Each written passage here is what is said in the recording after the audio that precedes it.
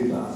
And I think one of the outcomes you may want to look to is linking up the local members' role in the neighbourhood with provision and looking at how we can possibly take that on board. Yes, I mean that would be something that our small working group could come to, make some decisions and recommendations around. And absolutely, I think we want to be able to help watch as part of that process. I would propose to be part of that group, and I don't think there are other members who would want to propose Councillor Larkin, and Councillor Wellbeing, and Councillor Michael, so I've forgotten you, Mike. You have? I'm not. Oh, you haven't? You're going to be part of the group? Yeah? Yes. Okay, I believe that's four of us. Okay, let's move on. Item 8. Now this is a finished piece of work which comes to you from myself and Councillor Pat Williams and Councillor Walter Smith. You will no doubt have read it and know how important it is that our looked after children have as good a possible outcome as they can have, and that we provide for them all the services and the help and the support that we can give them to allow them to go forward. And as a group, as we've reported, and it is in great detail, you'll know that what we felt was the most important thing of all is that people should have a high aspiration for our looked after people.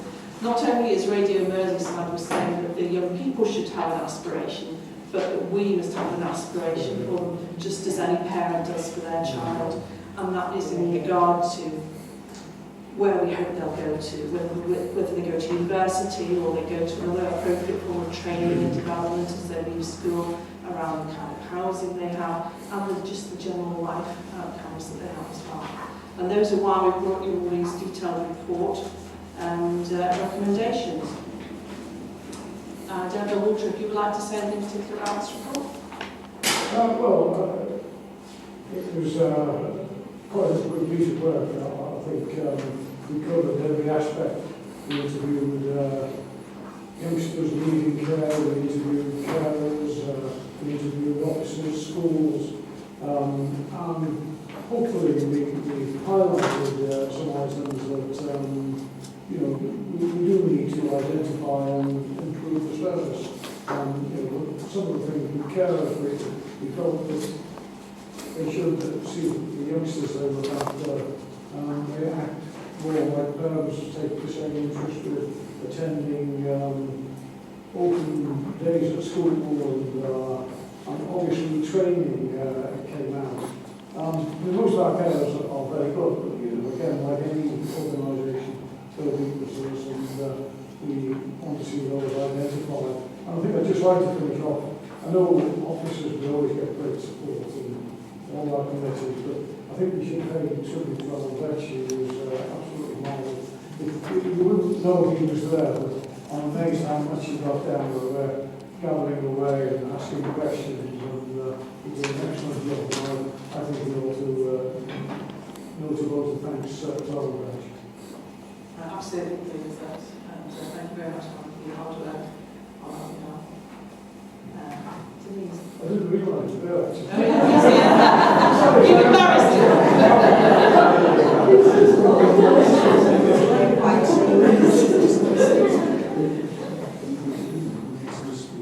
just like to say I think this is an excellent piece of work. But what struck me after I read it was that all the children who've been interviewed with foster care, what about those who have to go to residential care?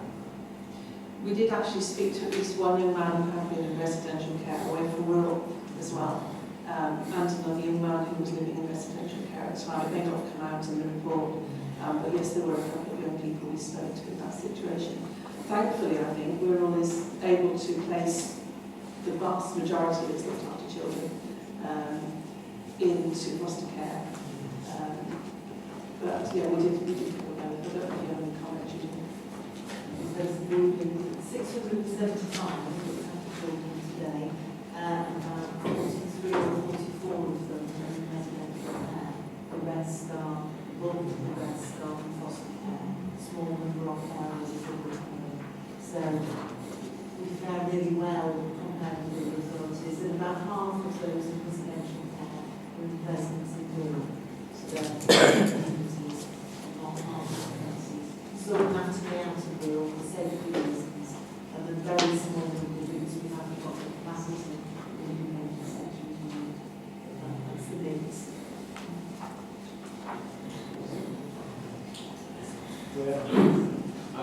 Thanks, Chair. There's one point I would like to make, and I think, first of all, to preface my remarks, I think that in fact, Wirral and the members of Wirral are very good record on the work that we're going to show in over quite a reasonable period. But I do think that one of our problems is that in fact we have 66 members, but I'm sure all of them are extremely interesting. The question is how we find a mechanism to keep them involved themselves, because as was said, that's kind of tending up to show that a member of just and certainly I think one of the benefits of this sort of work is that young people have an opportunity to express themselves, which they're very keen to do, and let the people in authority know exactly what they think. And therefore, I think it's something that we need to keep looking at, because I'm not underestimating the administrative problems, getting people to death and getting diaries and all of those things and all about that. But nevertheless, I think the impact on particularly young people who have spoken to and have a chance to express themselves is huge, and they've got a lot of Just very briefly respond to that. I couldn't agree more. And under the leadership of the portfolio holder, Councillor Tony Smith, who chairs the parenting, a very vibrant, feisty young woman who spoke to us at our last meeting. And as a consequence of that, members of the Children in Care Council are meeting with as many elected members who can join us between 5 and 6 p.m. on the 24th of September. And they will be talking to elected members about what it feels like to be in care and what you need to do as corporate parents. So, the presentation there. Yeah, I do hope as many members of the committee as possible will be there, actually. Councillor Hornby. Yes, sorry, I'll just make one comment, if I may, Chair. This is another example of a task and finish group who made recommendations which are purposeful. We must never, I feel, get involved in looking at things where it becomes so academic that, as I've said in previous meetings, that the report is filed away in a corner of on a dusty shelf somewhere. Our work has got to be purposeful. It's got to be to the benefit of everybody, all the people in the room.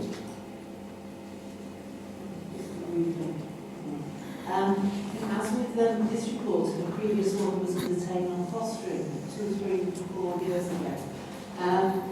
So much better than any Ofsted report that I've ever seen. It is really purposeful. It covers a spectrum because elected members go into it thinking, is this good enough? And ask all sorts of questions from really informed, is this good enough perspective. I think particularly with this report, I would really like the format, what the young group has said. So every section is prefaced with lots of quotations about how young people and what they're telling us is like to be.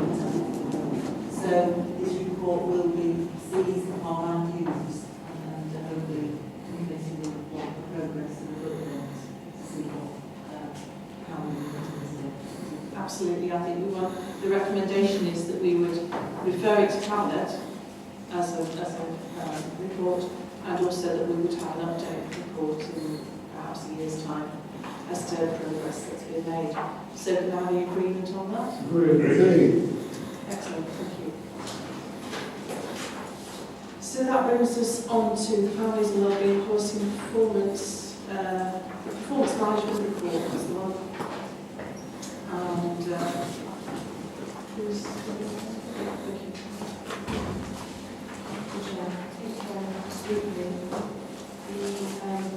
Members have seen the information in terms of the direction of travel and the key indicators that relate to the directors. The overall facility progress included a number of areas. We also have one red area which we have discussed in terms of the schedule monitoring visits, and indicators, there is a template which tells you the activities that are in place to respond to a particular issue in hand. I think it's fair to say that this is an interesting plan, and one of the things that we would like to do is bring forward the more local targets, so that we can look at what's meaningful for Wirral as well as what we need to respond to in terms of the national agenda. I think that's really important. The other point to make is that in terms of the finance and the budget, we are on target to deliver just under £20 million of savings, 19.7 million this year, and we have around £14 million of savings to make in 14-15, and a further £13 million targeted in 15-16. So overall, we have about £46 million of savings to be made over 3 years, which is clearly a considerable sum of money, but we have some clear plans in place in terms of how we're taking that forward, and I can assure members of this committee that we monitor it on a very regular basis, at maximum monthly, but minimum weekly, in terms of making sure that we are delivering what we are to deliver.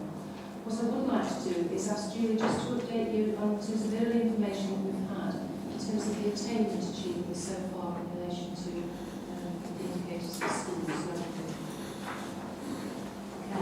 This is some early headline information.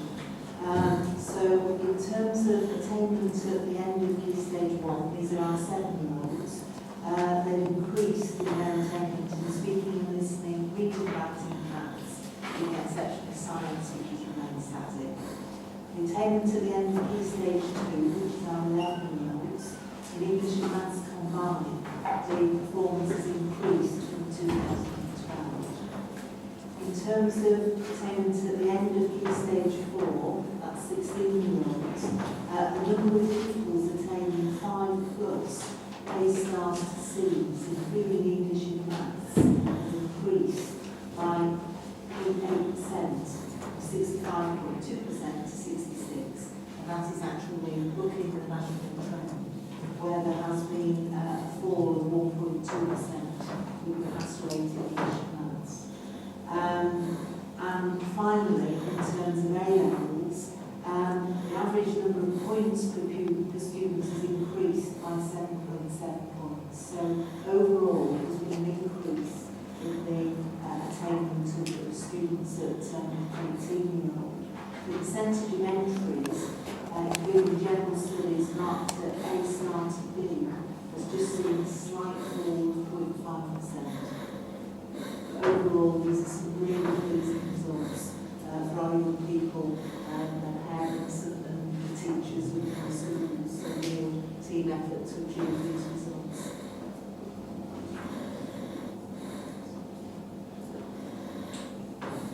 Okay.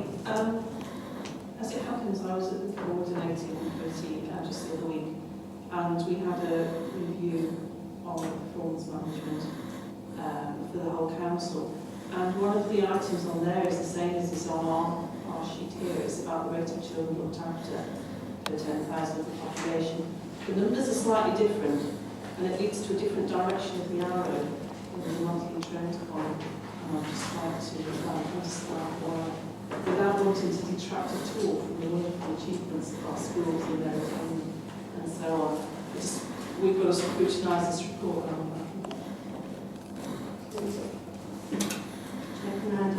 Because I was aware there was a discrepancy, and we went and had a look at it. And what happens is when the report is produced, you can quite right access at July 2013, but the reports were written at different points in July to prepare in July 2014. The figures have been actually just checking with my which one the attainment is out there. So that the actual slight discrepancy is because the data has been consolidated and clarified through the rules. And so because this report was produced at the board and the Ministry Committee, it's marginally on to indicate the report. Okay. Well, it's moved in the right direction, so but it is just puzzling. Yes, wonderful things to numbers, aren't there? As soon as you get a number, you get a potential for the things we say about statistics, well, perhaps repeating them. Do any members have any other questions?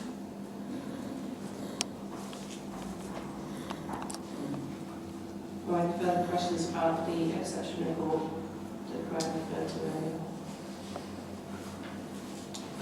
Okay, well let's note the report. We'll thank the officers for all their hard work in it. We'll celebrate the early news of good results that are coming from the schools, and we look forward to seeing what the performance report looks like next time. Okay. Fiona, thank you for your patience. We're now on to the policy with public health.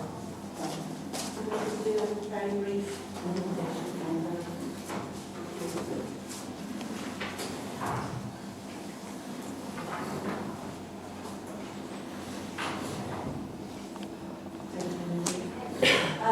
Members will recall that at the last meeting, you heard from the Council of Wellbeing about their plans for what they're planning to do over the next few years.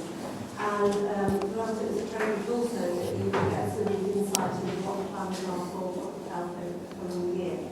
So I've included with the papers the directorate plan, and I'd just like to perhaps pull out very few key points. I've only got very small little slides, if it's on the side A4, so you can see. But I think I just wanted to reiterate that the Council itself is now formally the legal organisation and the legal organisation for delivering public health outcomes for the borough, working very much in partnership with just about everybody to try and make an impact when we think about things that influence health. And that leads it to perhaps highlight the fact that this isn't just about how we spend the public health budget that came into the Council, but how we use all the resources of the Council to deliver better public health outcomes. So how we will act holistically to promote and deliver against any public health issues. And particularly to highlight that the work of this department and this directorate plan contributes very much to the work plan and the strategy of the Health and Wellbeing Board, because those key issues translate into our departmental plan as much as the corporate plan does. So that's where the drivers for our work comes from as a team. The responsibilities we have as a council, both as members and as officers, is to commission a range of services to meet local needs. And I've been to previous overview meetings and highlighted those key areas that we are responsible for. We also got a role around making sure that the decisions made within the council are based on as much evidence and as much information as we have, so that they are made more and more robust. And an example of that is the Joint Strategic Needs Assessment, which you may have seen, and most people probably like on their desktop that takes you straight there to information about our community, which is very important. Also, very much about being open to and wanting to work with Claire and across the council to contribute to the development of outcome-based commissions. So what difference are we trying to make, and then actually delivering services against the difference we're trying to make, rather than year on year just procuring services. So it's really aligned to some the difference that we want to make. And I would say that the key area that as a council we want to focus on there is around prevention and early detection, about what are we doing to try and keep people from going into crisis and try and keep them lower down that pyramid of need, in the sense that that's a better outcome for those individuals. And finally, we do have a duty to provide specialist public health advice to the clinical division of the NHS or broadly, and to the more technical staff within the public health department, where we operate that as does to facilitate in terms of providing knowledge and intelligence to, again, CCG's decision key objectives that we've got really are about tackling health inequalities, influencing the wider community health, and the other key area that we have responsibilities is about making sure that there are effective health protection arrangements in place in the borough. That ranges from emergency planning to also making sure that the screening programs delivered to our community, breast screening, cancer, all kinds of screening, the neonatal screenings, are reaching the people who will benefit from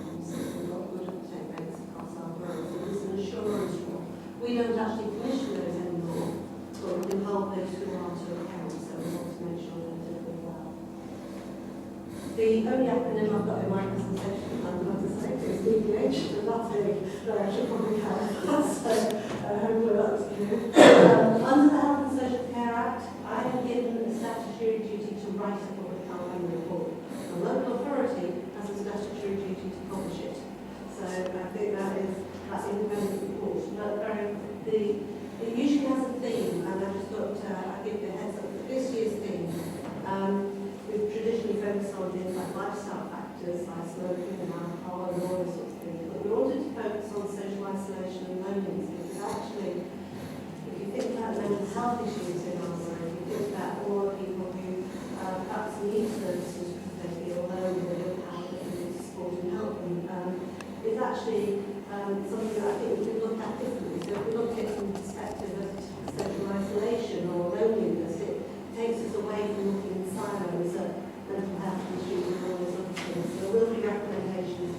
And that report will be brought here, which scheduled it for January. It will be published in October, made immediately available to you, but we can have a debate about it in January. Specifically, there's a number of areas where we're focusing on that I want to highlight. One is every year we review all services with permission and look at where we might want to consider enhancing our commission or taking a different approach to it. And the three key areas that are up there are drugs and alcohol and 5 to 19-year-olds. Those two will be proposals to Cabinet. So in terms of pre-decision scrutiny, there will be a proposal to Cabinet to go out and recommission those services for our borough. And the third one around breastfeeding and weight management is an area where we want to do a review to ask ourselves, could we do this better? And if we feel that we could, we will then again come forward with a proposal around recommission. Public health works through with health and wellbeing, or particularly, we've run a spotlight on series, which is when we take particular focus on various health issues. So we will have got coming up a spotlight on crime and health.